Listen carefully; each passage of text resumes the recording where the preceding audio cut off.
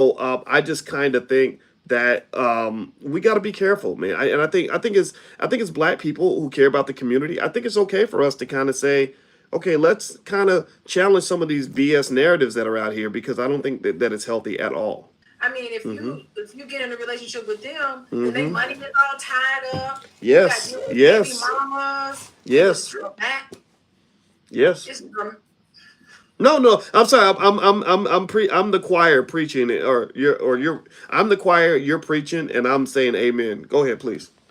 it's dramatic. You got baby mama showing up at your door talking about here, take this baby. I mean, it complicates things up.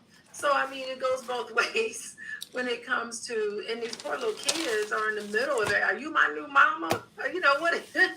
All these sort of things are happening. So that's what I'm just curious about. Why don't you go on to the next item on the list? I'm curious with you. Okay. Are we Okay. gonna Yeah. go through the list? Okay, Item yeah, by yeah. So I think in the conclusion on the whole single mother thing, I just think everybody should.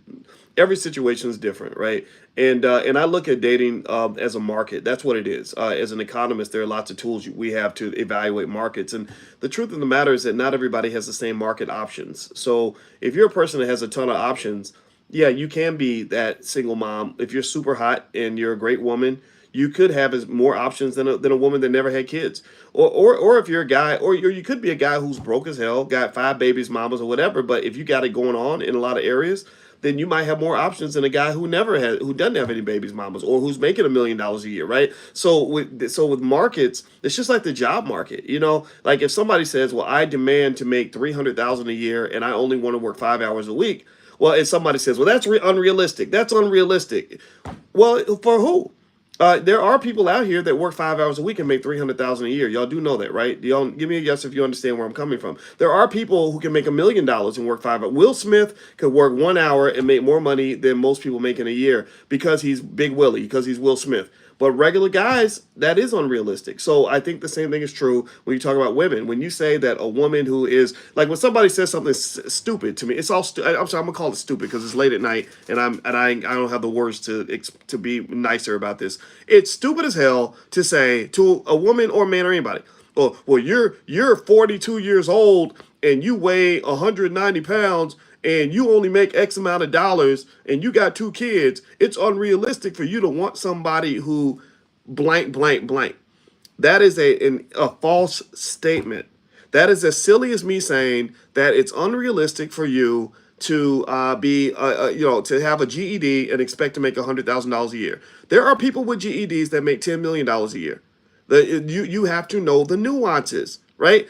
For most people, it may not be realistic, but for that one person, it could be, right? So I think that people that make these blanket statements, they just don't understand how markets tend to work, and that's the point I want to make. So let me go to the next one. All right. So the next thing on the list. Can I comment on Oh, that? please go ahead, babe. I Yeah, talked a lot. yeah. I mean, I like what you're saying because we're limitless. And I think that when you put lists together, when you put things together like that, that's putting limits on people. And I think that that's a mistake. And I think the mistake is more so not with the men who put the list together. The mistake comes where women who see that list, and if they see themselves, oh, it's a category, oh, I fit three of the items on the list. Oh my goodness, I'm not worthy of it. That's the part where it gets dangerous. When you start internalizing that and thinking that you are less than of a person because your category is up on that list. Oh my goodness, this is why I can't date anybody. I'm undateable. I'm unlovable because I have a list, or I'm unlovable because I meet certain criteria that's on this list that makes me unworthy of being dateable. And so it's more so for the women who are looking at that list and stigmatizing themselves. That's the unfortunate part of the list. And I think just anybody, male or female, right? Because you know who the hell you ain't never gonna define me by no damn list. Now only thing a list could tell me is it could give me data. Like for example, I'm gonna tell you the truth. I did not know. It took me a long time to understand how important height was to women. I didn't know that me not being 6 feet tall was a strike against me. I never thought about it, right? until one day there was a lady I liked, and she got real nervous to tell me. She's like, "Well, I don't really know how to tell you," because like I thought she was gonna tell me something really devastating, and she said, "Well, well, you're not tall enough or something," and I was like, "Oh, okay." I don't give a shit. Like whatever. Like there are a million things about me that make me a great man. And if you don't think I'm tall enough, that's okay. Plenty of women did, right? And there's plenty of great things about dating me that have nothing to do with my height. And I, my wife is 100 times more gorgeous than this woman was. So whatever. I wish her the best. It's not so if I had heard that though, It's okay. right. So what the data that did give me was, it was like, so height is really important for some women, but height ain't my strength. My strength is my intelligence. If my intelligence were height, I'd be 8 feet tall, right? So that's my strength. You work with your strength, and so what I would say to anybody is find your strength. Like if you date a guy and he says you weigh too much, well, find you a man that likes a woman with meat on her bones. There's plenty of men out here that will love a big, thick, delicious black woman. I know I'm one of them, right? So if somebody says some dumbass shit, I'm gonna call it dumbass shit because I've heard it and it made me angry when I heard it. Well, what is your dress size? What is your weight? Like, are you serious right now? You really acting like a black woman can't look good as hell and weigh you know, over 200 pounds. There are women that are 200 pounds that are absolutely gorgeous that they can knock out any skinny girl that walks by. And I just think that smart people should have a different conversation, and it's an important conversation because this is our families, this is our connection to each other, and I don't want to be mean and put limitations on each other and attack each other. I just don't think that's gonna work, and I won't cuss anymore. I apologize for cussing, but that stuff just makes me mad. Agreed. Agree. Okay. All right, everybody. Do me a favor. Hit the thumbs up button. Thumbs up, share, subscribe. You're watching Pillow Talk with Dr. Boyce and Dr. Alicia Watkins. My name is Dr. Boyce Watkins. This is my wife, Dr. Alicia Watkins. If you'd like to check out Pillow Talk on Spotify or Apple, just look up Boyce Watkins on Spotify or Apple, and you can find the podcast there. All right. So at Dr. Alicia's website, by the way, is coachingwithdralicia.com. So here's some other things, and we have to go through. We can't spend as much time on every item on the list, so I'm not going to talk as much this time around. So on this list, so this group of men, I don't know who these men are, made this list of women they cannot date. So the next groups on this list are, they said they will not date women with tattoos or women who dress. Or let's skip that one. Or sex workers, OnlyFans girls, mattress actresses, strippers, call girls or escorts, Instagram models, bottle girls, etc. So what do you think about that? So they won't date women with tattoos, and they don't date women who are like Instagram models and stuff like that. What do you think? Okay. A tattoo. What is it about a tattoo? You know what? I don't know. What do y'all think? Do y'all think I'm gonna just tell you the truth? Again, I'm not 22. Maybe if I was 22 instead of 52, I'd have a different opinion. Where I am now, a lot of tattoos on a woman when I came up, it wasn't appealing. A whole lot of tattoos all up and down everywhere on the neck and stuff like that. I'm not dissing anybody that has tattoos though, right? So I'm definitely showing my age when I say this, but I don't know. Does anybody else kind of feel that way? Like where a lot of tattoos, so you can tell this list was probably made by somebody over the age of 40. Or but when I came up, if a woman had like all these tattoos all over her body, it just it just doesn't click for people from where I come from. What do y'all think? Okay, can I say something about tattoos? Yeah, I'm please. just wondering about like tattoos. Like, is it like what the tattoo is? If it's a tattoo of a nice little flower, or I don't know, some beautiful symbol that represents their own self-expression. I don't understand like what that means. And Mm. I agree with you. Like, what does it say about you when you have neck tattoos? Mm. It just like it puts you into a certain. It used to say like you were like a gang member or something. Like, it used to be Oh, like yeah, a like tattoo, like a teardrop, right? That's what. yeah. Like it used to be like some hardcore stuff. Now everybody got them. Yeah, tattoos all over your body. I mean, I think it is something to consider. I mean, people who have a lot of tattoos, people think certain things about them that may not be so positive. I know people who would have a very tough time. They're going through a really terrible period in their life, and they have to commemorate what's happening with them by getting a tattoo. Like, I've actually met people like that, and I always kind of wonder, what is it about the tattoo and the pain? Because tattoos are painful. I don't know how people do it on their neck. That's really painful. Mm. But I have a tattoo. Mm. Yeah, I you have a do. Yeah, tattoo. well, and What do you think about that? I've known about your tattoo for a while, and it was fine. It didn't bother me when you got it. We were friends when you got it years ago, Would you and get a tattoo? I Would you think get that a tattoo with me? I don't know. We'll talk about it later. But I think that the word tattoo, if you notice, they said tattoos plural, right? So maybe they're not talking about one tattoo, maybe two. I think if you get up where you got 10 or like 8, 9, 10, it becomes it's a style, right? It's a style, right? So it might not mean that, it doesn't mean necessarily that it's unattractive. I'd say I think it just means that you probably have to find somebody who fits that style. It's like me, like I'm a radical black man, and there are probably women who would have been mortified to be with me because I am so radically pro-black and I say the things that I say. But it's a style. There were some women who liked me more because I was a radical black man, but there were some women who liked me less because of that, right? So I encourage everybody, whenever you hear somebody give you something as a criticism, I would encourage you to understand that it probably doesn't mean there's something inherently wrong with you. It just means maybe you haven't found your people. Your people are out there. Like, somebody who likes what you got is usually out there somewhere. Although there are some things though that are more difficult than others though. Like, if you're a man who beats up women, there might be women who still like that too. But really, that's not something that you can kind of work with. But if it's something like I don't know, like the kind of work you do, or having tattoos or whatever, or what your body shape is. I mean, there's somebody for everybody. All right, so let me Can I comment on that? yeah, go ahead. Sorry. Yeah, okay. So when I think about like a bunch of tattoos, sometimes I picture like, have you seen Lil Wayne? He's got tattoos like all over his body, all on his face, all up over his head. Like, you do start to wonder about that. And like, even like some pictures of Sexy Red, I mean, she's got tattoos everywhere, all up, and then I start thinking about that culture. So Yeah. maybe people are just looking, and I don't think we should look down on people who are part of that culture, honestly. It's just a culture. This is different. It's different from us, but that doesn't mean it's less than.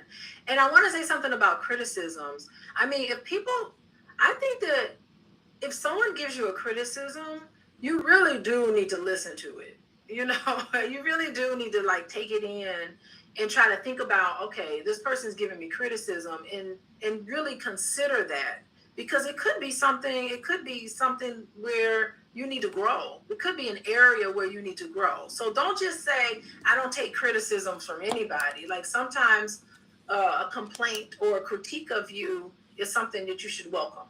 So All right. anyway, Okay. go ahead. All right. All right, All go right. ahead. So let's see here. And by the way, these are economic conversations. I wrote a book years ago called Financial Lovemaking. You can find it on Amazon. It'll be on Audible soon. And basically, all I talk about is love and money. And one of the things that people should understand is that who you date is very cultural, and it fits directly with your economic outcome. So if you pick the wrong kinds of men consistently, the wrong kinds of women consistently, it's going to show up in other areas of your life, and it's going to impact your economic life. In fact, Madam President today was speaking about this interesting trend where there are some black women who are getting online bragging about how they just want to be the rich auntie, and they want to trade their career in for children and family, which of course is everybody's right. And this is a direct connection to how your dating relationship preferences impact your economic outcomes, and how your economic outcomes impact your dating relationship preferences. So, like for example, I'll tell you, I had a preference back. I gained a preference in my early 30s where I said I do not want to date. 9 times out of 10, I probably would never consider dating a woman who was either in medical school or law school. If you became a doctor or a hardworking lawyer, I wasn't interested. And now, of course, What was it about well, that? well, a lot of our views are shaped on our experiences. So when I was 29, I met a couple of women who were doctors, and they grew up with these hardworking single mothers who told them to focus solely on education, don't worry about boys, put boys on the back burner. I didn't want to always be on the back burner. I wanted somebody that was actually going to put attention in our relationship. And so that was just an experience that let me know, okay, you're working all the time. And literally I looked them, I googled them. 20 years later, they're both unmarried, and they're both these great doctors, right? So the question becomes, is that Well, worth it? the Right. question is it because men have these preconceived notions about women who are doctors that they're too busy to um spend time with them? Or is it that these women actually did put their career above and beyond having a relationship? I think it's the latter, because there are plenty of doctors and lawyers that are married, right, and that have children, right? Dr. Mary Okay. Stoddard, right? Dr. Mary Stoddard and Dr. Her Marcus Stoddard, her husband. They were Dr. Stoddard was at the All Black National Convention, and all five of her kids have PhDs and MDs. That's why we had her speak, because we want people to learn how to build and create healthy kids, not raise whatever the hell is being put out in society. And both of them focus on their careers, but they focus on their families first, right? So it's a double load. It's very difficult. Well, you could have ended up with someone like that. Like, I was just challenging Right, right. you. No, no, no. I'm not saying that it couldn't happen. I'm saying that in that particular case, as a 30-year-old, I just picked that, gained that preference. So what happened was based on my experience, because it was so bad, when I was choosing who to invest in, who to sort of take a chance on. If a woman showed up and she was like some hardworking medical resident working 18-hour days, I wasn't interested. I'm not interested in somebody. I had a friend that went to law school and was the top of her class, and all these other great things. She probably makes $500,000 a year as a lawyer. And I saw her. I chose not to date her because I saw how much she was committed to her career. A lot of black women do this, and people don't talk about it enough. But there's a lot of women who were raised by their mothers who did not even give them any option in terms of even considering the idea that your man should come first, right? Because they got burned that way. So anyway, she did kicked ass in law school, went on and got a great job, makes a ton of money, and I sat there and watched her date a guy who where she would not go see him except maybe once every 6 months. He lived in another city, and she went to go see him. And when she went to see him, she was shocked to find out that this man had a whole nother life. He had other chicks, he had other stuff going on, and she was all shocked, like, "Oh my God, I can't believe he cheated on me." I said, I have to say this to you. What do you think is going to happen when you have this person sitting here just waiting for you, and you're investing nothing in this man? You haven't gone to see him in 6 months. So effectively, I just kind of think that the things we pour into are the things that grow, right? And I think some people think that a family is just going to grow itself, or a relationship's going to grow itself just because we decide we're together and we don't spend any time together. It's going to be okay. No, you got to invest in that. Just like you invest in a stock, just like you invest in your career, just like you invest in your fitness, you got to invest in your relationship. And that's what I believe. I'm sticking to it. Okay, so instead of saying don't date a doctor and don't date a lawyer, I think a better criteria would be I would like to date somebody who is available to pour into a relationship. Like, that's a better criteria than to say no doctors, no lawyers, no engineers, nobody who's high ranking position in their place of employment. I think a better category would be someone who is at a place in their life where they can invest in a relationship. Like, that's a better category, than to just eliminate someone because they're in medical school. Oh, that's That's true. my opinion. Oh, I agree. I'm sure maybe, Yeah. maybe I missed some awesome opportunities, because of that Yeah, of bias. course. I don't, I just did, it just didn't, I don't know. I just, it just didn't matter. I mean, I had options, and so you just have to pick based on what you know. And I kind of think it's one of those things young people should have more conversations about. They don't talk to enough young people about the trade-offs and how the things you do while you're young are going to have a huge impact on your life when you get a little bit older. I see a lot of 28-year-olds who think they're going to be 28 for the rest of their lives, and they don't understand that for somebody like me, I know 52 seems like, a million years in the future. No, I remember when I was 28 like it's yesterday. And the things I did at 28 affected my life when I was 38 and 48. And I think that if you so I would say if you're getting bad advice from people on the internet who are telling you, like men, what men get told is that they don't ever have to settle down, and it's hard for a lot of men to settle down because you have so many different women in terms of options, especially if you're a man that has a little bit of money and you're not too ugly, and even if you are ugly, you're gonna have a lot of options, and it's very easy to get caught into that lifestyle and not invest in anyone or anything too much. And the thing about it is that you get a little bit older, you might have some regrets there. And I would encourage any younger person to really talk to older people to make sure they understand what's at the end of the road. Because one day you're gonna wake up and you're gonna say, "Damn, I'm not 32 anymore. Now I'm 42, 52. Now I'm not trying to go chase a new chick. I'm not trying to get on the internet and find out how to get more ass. Right? I've been there, done that. Now I'm thinking about, I'm looking at my friends who've got kids and grandkids who love them. They got a good woman that's been by their side. They have somebody that can take them to their doctor's appointment, and I don't have any of that because I was living like Kevin Samuels as a 25-year-old, even in my 50s. Kevin Samuels, in my opinion, and people are gonna get mad when I say this, but when he died alone, died next to a woman that did not even know him, did not love him, did not give a shit about him. That is exactly what I want young guys to understand. And I know people get mad at me for saying it. I just do not. I don't care. I just truly do not care because people on the internet will lie to you just to get clicks and views on their videos, and if you allow these words to affect how you live your life, you're gonna find yourself in some horrible situations. I'm Okay. done. So, two things I want to say. First of all, I do talk to a lot of men, and they do say there's a lot of women to choose from, but they still end up feeling kind of lonely because it's not the quality of the woman that they're really looking for. They Yeah. say, you know what, I'm out of all these women that I have to choose from, I'm still not finding the one for me. So they're still on the other end of it feeling very alone. So I want to make that comment just based on my discussions with men. Second thing I want to say about Kevin Samuels, which I think is really interesting, is that had Kevin Samuels been married, on the other end of it feeling very alone. So clearly he had a medical issue, and I'm not trying to blame it on him that he passed away the way he did. But one thing I want to say is that, you get a good wife who will cook you home cooked meals and make sure that you're on top of your health and make sure you're at the doctors and who will take care of you in terms of your medical, maybe maybe that single lifestyle kind of wears out a little bit and you really need to have, instead of eating out and taking women out to these unhealthy restaurants, eating steak or whatever he was eating, if he had a nice stable woman, his longevity. And that's the thing about marriage for men. Marriage benefits men 10 times more than it benefits women. I'm not making this up.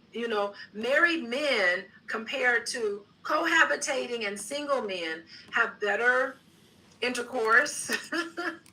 They consistently rate higher on better intimacy in the bedroom.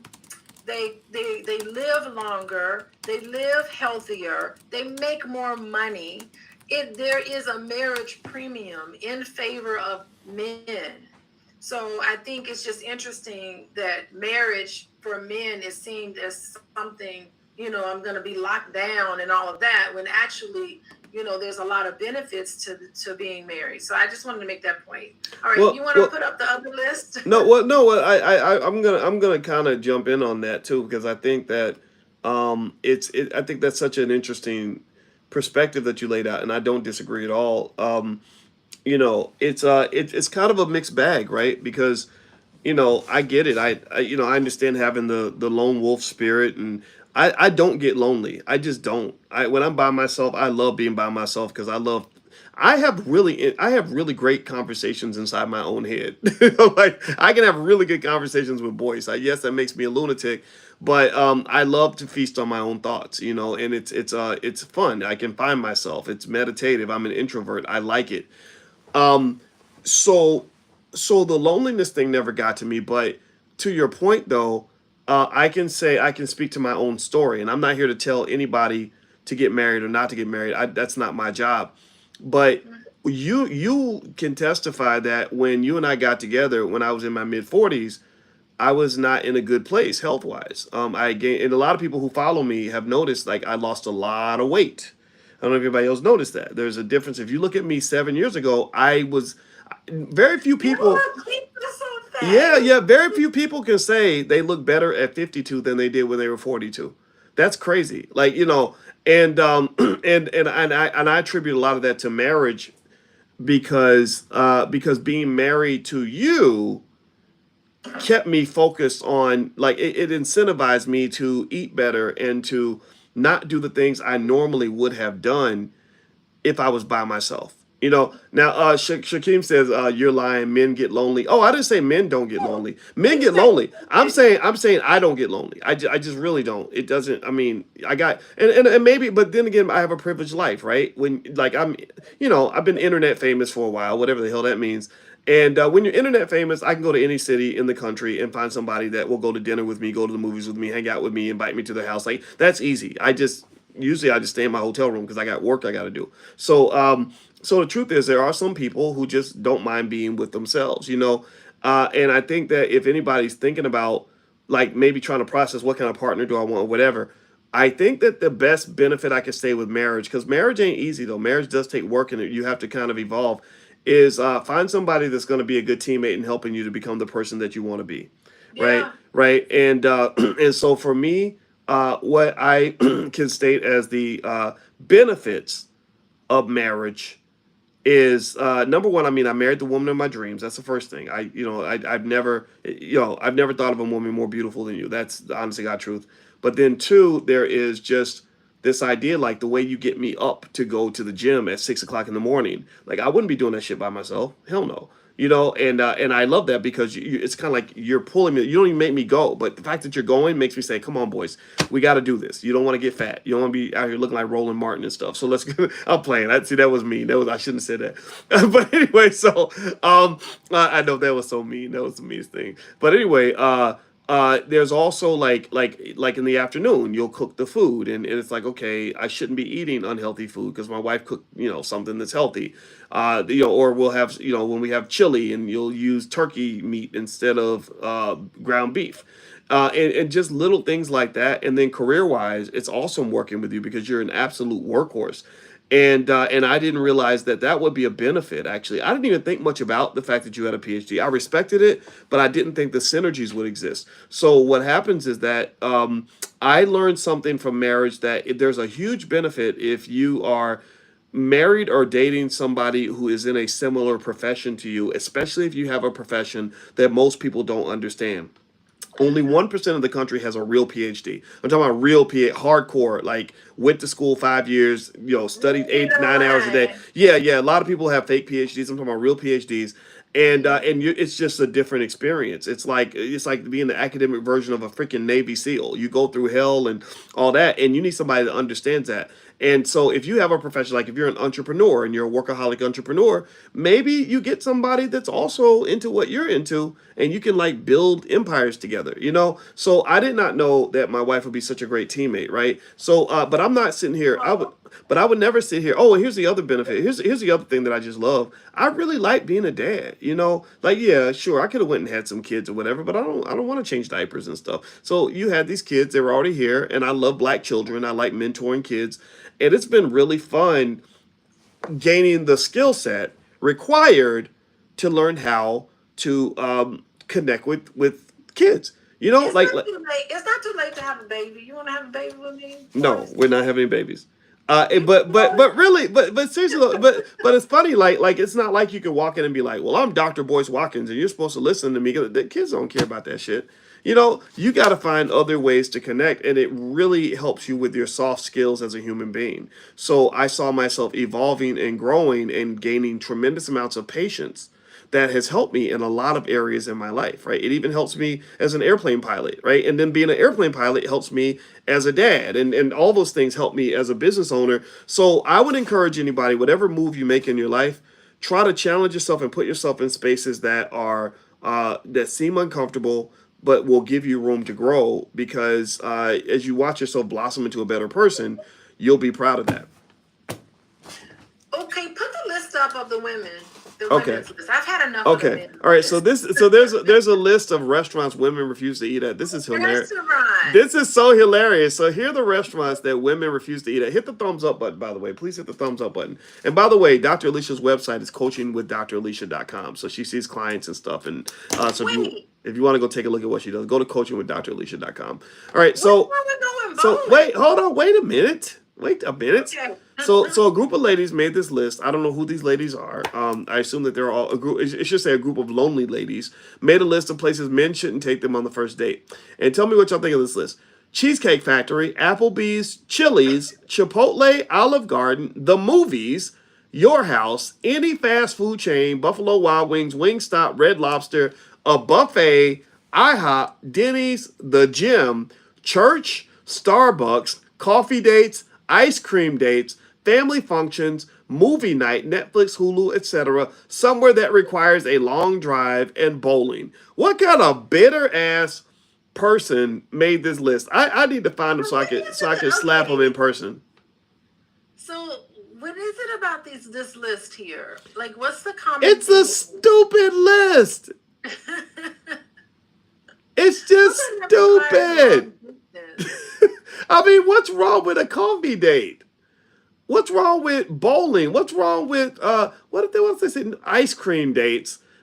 Let's see. Now, okay, here, okay, let's start with what we can agree with. That's a much shorter list, I think. All right, I don't agree with Cheesecake Factory. Cheesecake Factory is good as hell. Y'all like? I like Cheesecake Factory. Y'all like Cheesecake Factory? Applebee's, I think is fine. If you're too good for Applebee's, then we shouldn't be dating. Chili's. Now Chipotle, that's on the edge of fast foodish, but that could be a nice place to stop after you've had a fun date. Maybe you went rock climbing or something, or went to an amusement park, and you're like, hey, let's stop and grab some food at Chipotle. Um, I don't see anything wrong with that. I'm trying to see if there's anything on here that would just be a no no. I Um, would eat at any of those places. Wait, someone said church. I think church and your house. I think those are bad places on the first date. I don't think you should be Why? bringing. I don't What's think. wrong with your house? I don't think because I think that that's a little bit too much. That's a little bit too presumptive. Why? Like Because maybe she don't want to come to your house. okay, but I don't know what's wrong with going to someone's house. Like, boys, when we were dating, you cooked me. I came to your house and you cooked me dinner. You cooked me breakfast one time Yeah, but I mean, we at were your house. come on. We were in our 40s. People in their 40s, they do whatever the hell they want. What and, does you cooked me? and I had You been went to the house. I had been your friend for a long time. So it's not Yeah, like but you you thought. went to the It's not pancake like you thought I house. was some type of predator or something. I think if you didn't know me and it was our legit first date, like our first date was different. It was like, oh yeah, we've We been didn't have friends a first for date. 20 something years. Let's try to date each other. I think that doesn't count, right? I think that we've known each other, and we you and I ate breakfast together without it even being a date. No, it Remember, wasn't a remember you date. came to see me and we went to that really good restaurant in Chicago. That was back when Yeah. I lived 2 blocks from Barack Obama, and we walked over to that pancake house, and so I think that going to somebody's house on the first date, yeah, that's a lot. Going to church at first date, that's a lot. Going to somebody's family function on the first date, that's a lot. Why would you bring somebody to meet your Yeah, a family on the family first date? function might be a lot, but church may not be so bad. It could be like you're looking for a God fearing man. Now, if church is Like now if you're bonded, or go to yeah, church with me, yeah. right? Like well, happening. well, if you're bonded around church, like if church is a core value, then yeah, like you and I met in the library, and we're both professors, right? I don't think that's a coincidence, right? You and I. Now, if I took you to the library, then you'd be cool with that because you like the library, you like books, and I like women who like books, so that works really well. But if Okay. I had taken you to the club, maybe that would have been different. Like you and I, you probably went to more clubs than I did. I didn't enjoy clubs because I like to sit and have conversations, and you can't have a Oh, I conversation in a club. partied. You did. Alicia would be Right. yeah. Alicia was. Oh, she wasn't a party animal, but she did go to more clubs than I did. Have Um, fun. all right, so let me pull up the list So, again. Let's so see. I think what we're saying is underneath that, like, what is it? Like, how come we can't go to church if religion is so in center in my life? Jesus is the center of my life. Like, what is wrong with that? And What's what's wrong wrong with with huh? what's wrong with Jesus? Yeah, what's wrong with Jesus? Why is Jesus on the list? What's wrong with bowling? Maybe I'm on the bowling team and I'm an excellent bowler and I want to show off my skills on my date. Like, what's the matter with that? Like, I'm just trying to point out that a lot of it is what you value and what you hold dear to your heart? What if my mother owns a Starbucks chain, and I'll just be like, hey, let's go to this Starbucks, let's stop by Starbucks and pick up something, and sit down and have a talk and, you know, patron this business that's connected to me. Like, there's so many contextual things that has to do with every single item on that list that just makes me kind of question and wonder, like, who came up with this list and what was the thinking, again, the thinking process, and what do they really want? What would be something that they would want to go on a date? What would be the list of restaurants, of approved restaurants Well, from I'm gonna tell you this. Black women? I'm gonna tell you this. I wouldn't want to date women who have lists like this. It would. It's a turn off. It's irritating. I think, and I'm gonna go ahead and take the chance and generalize a little bit and say, if you're dating somebody that has all these lists and all these requirements from the very beginning, it's not gonna be a fun relationship, because if they have this many rules before they go out on a first date with you, imagine how many rules they're gonna have when you're actually in a serious relationship. You know, I like But it. wait, What? there's some restaurants I will not go to, and you know what they are. Well, I know that there are some, but and I get that, right, and I think that's okay, but I still feel like it's But I just. have a reason. So if you told me what's that restaurant? I don't even remember the name of it. I know That's you don't like, okay. I know you don't like Golden Corral. I eat at Golden I Corral. cannot stand Golden Corral. But what you could say is, because Golden Corral, you like that restaurant, I right? do. So if on the first date you want to take me to Golden Corral, and I'd be like, I don't eat at Golden Corral. I mean, you would not take me. You wouldn't say I'm not interested in her because she wouldn't go to Golden Corral with me. You wouldn't say that, would you? No, what I would say is, I'd say, well, where would you like to eat? Or you And might want to and say, well, tell me a story about why you don't want to eat at Golden Corral. And honey, I got a ton of stories about okay, why I don't eat at Golden I could get Corral. that, right. I think people have a right to say, like, there's restaurants I don't like, and I get that, but I think if I was like, I don't need nothing, I don't want nothing except for a 4-star restaurant or whatever, then I think that sends a signal to you. That's a clear signal, right? So I think that's what that is. It's not so much about having a preference. Everybody has preferences. It's more so about sort of having these blanket requirements, Yeah. and I could you could spot that pretty easy. When I got a little bit of money and I was single and I go on a date, like I could spot I wouldn't say a gold digger, but I could spot a money conscious, not even money conscious. That's not the right word. A money, let's say money hungry kind of woman by the type of restaurant she'd want to eat at, right? So, and what she would order on the menu, right? So if I'm on a date with you and you're thinking that because you're dating this rich guy, you can just, this is your night to splurge. So you're like, let's go to Ruth Crisp and I'm gonna get 2 or 3 drinks from the bar and get $250 worth of food because this is my one opportunity. Then what that says to me is that you see this as your chance to get something that you can't normally afford by yourself. But then also, what tends to happen, I think, on some dates is the implicit trade off that can occur between a rich guy and a woman that thinks that way is like, okay, I'm gonna get what I want out of him because later on I know he's gonna get out of me what he wants out of me. Right? Well, There is an implicit money for sex trade off that does happen in a lot of these dating scenarios. That's why you have the whole culture on Instagram of people getting in people's DMs, getting flued out. He flew me out, and then there's the trade. It happens, right? It's life. that's not okay. So what I want to say is that what's the purpose of a date? What's the whole purpose of a date?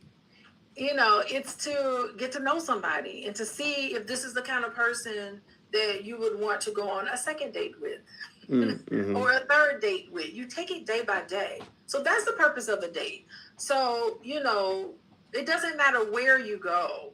What makes a difference is the type of conversations and the interactions that you're having with this person and trying to get to know them. Isn't Mm. that the purpose of a date? I think dates have different purposes for different people. Okay, maybe that's the purpose of the date, is to figure out what are you looking for? Yeah, What are yeah. you I think, I don't know. I mean, some people date with a goal in mind. Like, my goal is to find the person that I'm going to spend the rest of my life with. Some people date just so they can have somebody to hang out with, or they can have something to do. You Or know, some people are just open. They're like, you know what? Either I can have a good friend or I can have a romantic partner. I'm just out to kind of hang out and meet people.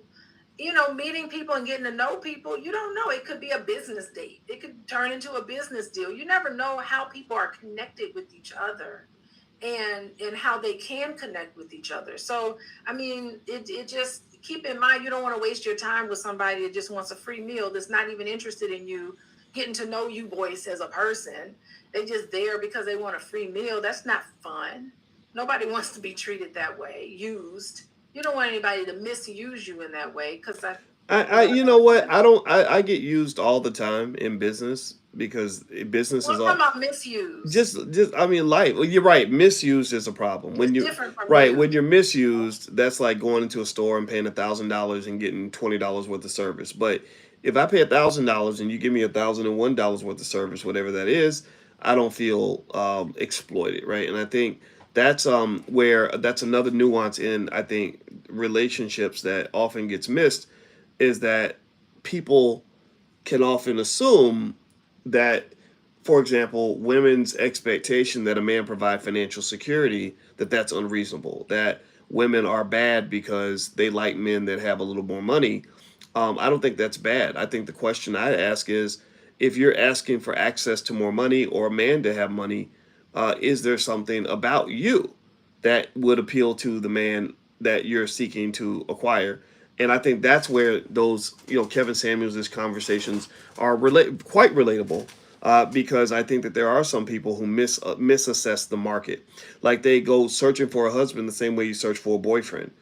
That ain't the same thing. You don't. You can't. You're not going to get a temporary worker for the same wage that you get a permanent employee with a long-term contract. Those are two different transactions, and I think that people that don't understand that, they end up mixing it up. They end up basically trying to turn a hoe into a housewife, male or Well, female, male or well, female. yeah, I know you're not gonna. I know you're a therapist and a relationship therapist, so you're not gonna generalize it that way. So I want you to give the professional version of that. But that's what I believe. I believe some people just misalign it. you don't know what I'm gonna say, boys. Don't try to Well, predict. well, I know that term, like turn a hoe into a housewife, is something that isn't going to fit in in the therapy books that you've learned about relationships. But what I mean is, if you're trying to pick your husband based on the same criteria you use to pick a one night stand, you're gonna mix it up. It's like trying to be a track coach and you grab Usain Bolt and try to ask him to run a marathon. Usain Bolt can run 100 meters faster than any human being in history. But if you ask him to run a marathon, he can't even run half a mile, I bet. And a lot of people don't understand the difference between picking a marathon runner and a sprinter. That's what I'm saying. I'm saying it's okay. I'm saying that you can, whoever you connect with, that's just who you connect with. Like, I never set out to say I want to get married again. I never said I wanted to be married for the second time. That wasn't what my goal was. My goal in life wasn't, oh my God, I can't wait to get married again. But it happened because we connected on that level and we went through some stuff and we realized that we wanted to be together forever, right? Mm-hmm. So, I mean, sometimes things happen and you don't have any intentions of it. You're like, let's just see where this goes. And next thing I know, years later, here we are getting married. And so I didn't have that particular goal in my mind. I'm just going to find somebody and I'm going to get married. It was just, I was just going to just date, Mm-hmm. and so we fell for each other. And I think that's a story for a lot of people is that, wow, it was kind of dating around and I found somebody that was special to me, that connected with me and somebody I see longevity with, and I can't see myself without them. Yeah, I know you could be alone and not be lonely, but there have been many times where we've spent several days apart and you call me and be like, Alicia, I miss you. I really want to see you. And I know Mm-hmm. it's not that you're lonely, but I know it's just that it's me that you miss. And I love that, right? So I feel the same way. I was fine. I was fine being single forever. I already know what it's like to be married. But, it was something that I think was special between us. So, Yeah, yeah. Well, yeah. it's special to me too, and I think it's I'm trying to think about my process. I think my process was not so much to say, as soon as I started dating you, I knew I wanted to marry you. But I think, and maybe people can get data from this, but it's just one man's point of view. Um, I first thing that was true was that I was at a stage in my life where I was open to getting married, and that's one thing I think a lot of people don't assess about a person is, are they even receptive? Like, are you applying for a job where the company is not even hiring? There are lots. I've But seen. if a company wants you bad enough, they will create a position for you. Right. Well, that could be true. That could be true. But there's some companies that ain't gonna hire nobody. And I think it's important. I think I've seen women waste time with men who had no interest in marriage whatsoever. And I understand it because there's been times where I was that man. There's times where you couldn't have got me to be your husband. As much as I like you, as much as I'm attracted to you, And it's it okay. right, exactly, right. So I was really ready and receptive.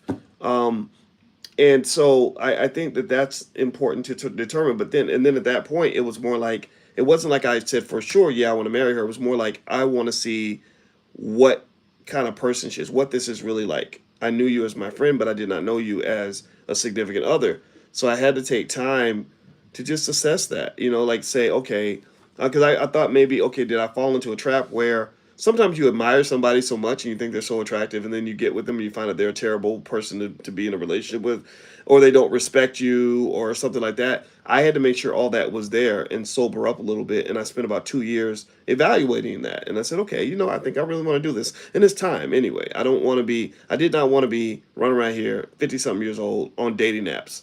That, not no disrespect to anybody that's in that category, because I know things happen, but I didn't want that to be my life. I've always planned my life, and I don't know. I wish, I don't know. I'm not telling anybody to listen to me, but I can tell you, you're not listening to a guy whose life happened by accident. I didn't just happen to end up here at 52. I was thinking about where I wanted to be 10 years ago, 15, 20 years ago. I'm a big believer in having a plan for your life. And I think if you pick a partner, I think you should pick a partner that has a plan. So, in my plan, And being flexible in your plan, I saying, would, I would, okay, yeah, I was flexible in the plan, but that's strange. well, I was flexible in the plan, Mhm. but there were certain things that were not negotiable. There were certain things Oh yeah. there were certain things where I said, I'm gonna make it happen like this. Like when I was in my 30s, I said, I don't really know if I'm supposed to be anybody's husband right now, because I'm an entrepreneur trying to hustle and I want to work 12 hours a day, 14 hours a day. And I almost got married and I was willing to consider it, but I wasn't, if I wanted to get married, then I could have. I just didn't really want to pursue it that badly. It was like, okay, well, you're not sure and I'm not sure, then let's not do it. It's no Yeah. rush. And look at the panel at the All Black National Convention when we did the relationship panel. Look at the two couples, one on one side, one on the other. I mean, they were two entrepreneurs that were kind of in it together as a team and Hmm. running their businesses, So I think you could have, it is possible to It. find somebody Mhm. who was ride or die with you, who will be willing to, do these things and build your company together. I think that's beautiful too. Yeah, you know what? I am not here to tell anybody what to do. That I think that's what's really important, right? I'm not here to criticize anybody's choice.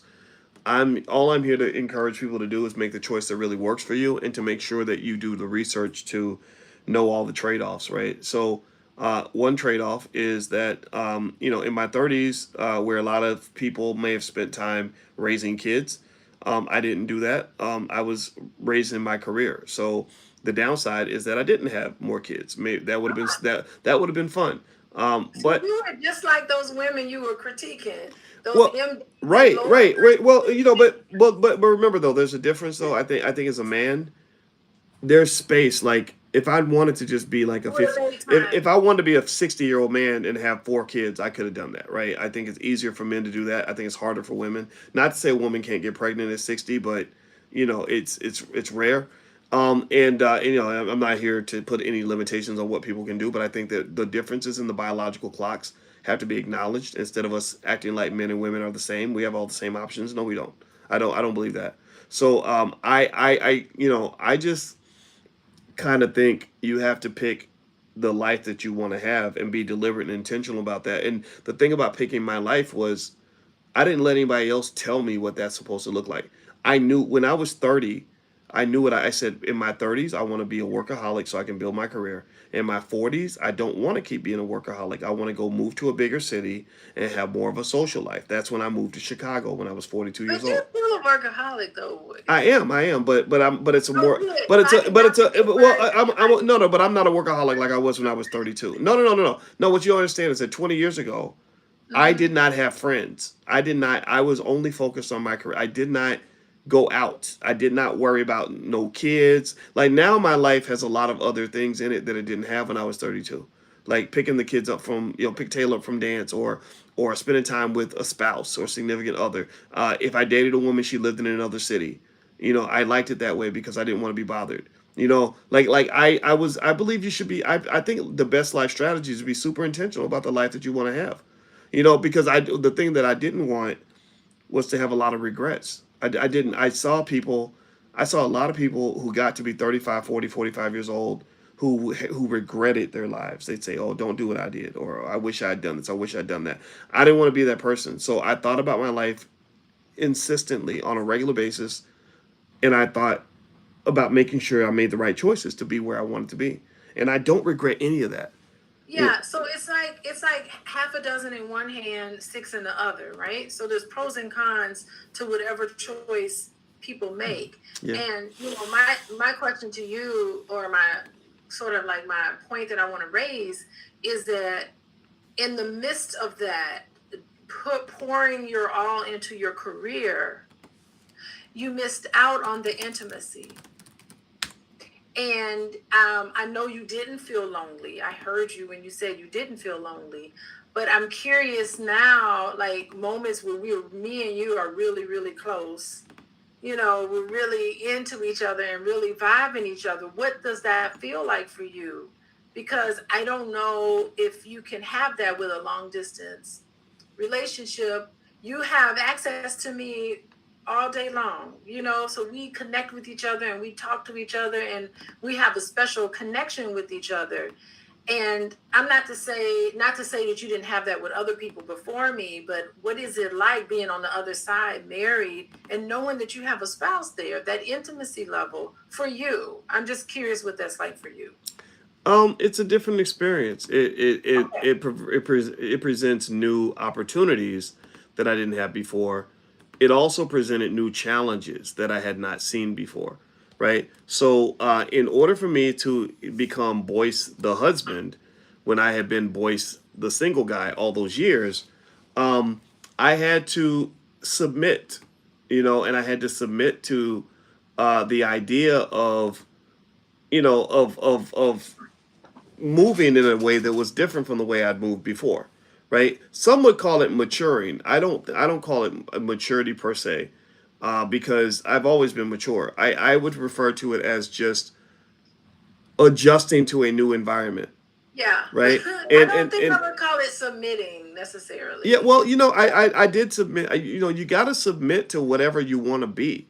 And I wanted to be a good husband. I wanted to be a good father. I want to be a good head of household. So I submit to my goals. I submit to my objectives. So my goal of being a good husband and father was just as important as my goal of being a great scholar or being a great business owner or whatever it is. So but I'm just goal oriented in that way. So I think that whatever your goals are, you should fit your family and your dating life into those goals. But I think you have to take the time, like intelligent black people. I hope you'll consider what I'm saying. You got to research how to do that effectively. Like so, the stuff I learned about from the Gottman Institute about relationships and from therapists and relationship books and research I did, I applied those things, or just even how to manage crazy teenagers. Like all these skills, right? So um, I didn't change that much in terms of like my approach to things. It's just I approach this with the same intensity that I approach my PhD program, and I'm Okay. happy with the result. Like I'm very happy, but also being an optimist helps, right? I think that if you look at marriage as, oh, this sucks, I wish I was single, then yeah, it will suck. You'll wish you were single. If you look at being single as, oh, this sucks, I wish I was married, then yeah, it will suck because you won't be able to see the benefits and the blessings of being single or the benefits and blessings of marriage. I try to find the blessings of any situation I'm in. So when I get up in the morning, I don't wake up thinking like, oh man, marriage has all these requirements. I got to do this, I got to do that. I think, wow, okay, this is my life. How do I make the most out of this? But when I was single, I was the same way. I was a really happy single man. I did not get married because I'm so miserable and that I had to get out of my old life. I got married because I said, okay, let's try something different. This is a great woman. This is the woman that is going to be hard to replace. I can't find another one like this. So let me go ahead and make a transition. Plus, I was at a different age, and I just wanted to do it. Yeah, I think like marriage on you is really you have adjusted so well. Boys, I'm telling you, it what a heck of an adjustment because you didn't even get married till you were 50, going on 50 years old. Yeah. And been single, like your whole living in that single status.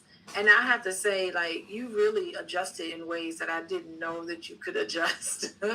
Like you're wearing it well, by the way. And Well, and thank you. I you didn't really comment much on my intimacy question, but I guess I'll answer it.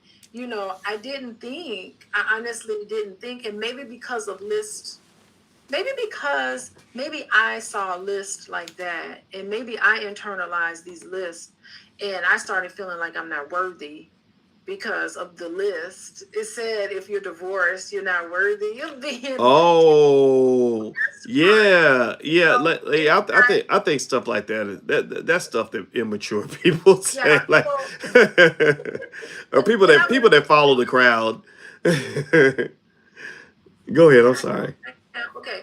But I will say that, I don't regret anything. Like if I had to do it all over again, I would do the exact same thing and get divorced. And because I know that like the intimacy that we share, I have never had that with anybody. Like it truly is something really special that I think puts our relationship apart from anything I've personally ever experienced. So that's why I married you because about the connection was just there in a very unique way that I've never had before, and it was something that I felt like I had to do. I have to do this, and I'm just honored. I really am honored to be your wife, and I feel like the luckiest person in the world sometimes not so much, but for the most part I am. And I'm just overwhelmed by the whole experience of being married to you. You are not boring. You are very interesting every single day. I don't get bothered by you at all. If anything, I get bothered when you get bothered by me. You don't bother me at all. You really don't. I think you're absolutely adorable. And I don't think I would have married anyone else. Anything short of that type of bond and that type of experience, I wouldn't have done that. Well, I'll tell you this. I would tell anybody, don't let the internet choose your relationships for you. I think that that's probably the biggest lesson here, right? Is I reiterate, I'm not here to tell anybody how to live, what to do, or anything like that. The only thing I would probably suggest is think for yourself.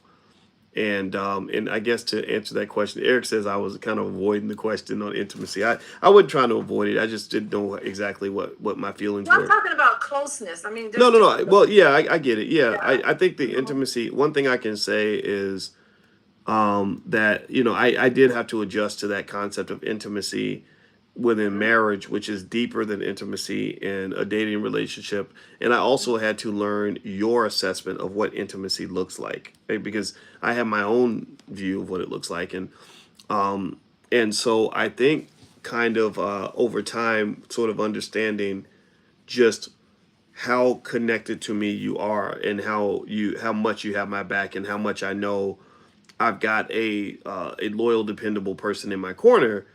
That makes me sort of say, okay, this is what it is. This is where I need to sort of buy into that as well. And I did. I mean, you've been a great wife, but it's kind of like I'm really sort of just not understanding like significantly what that means. And so, again, I don't.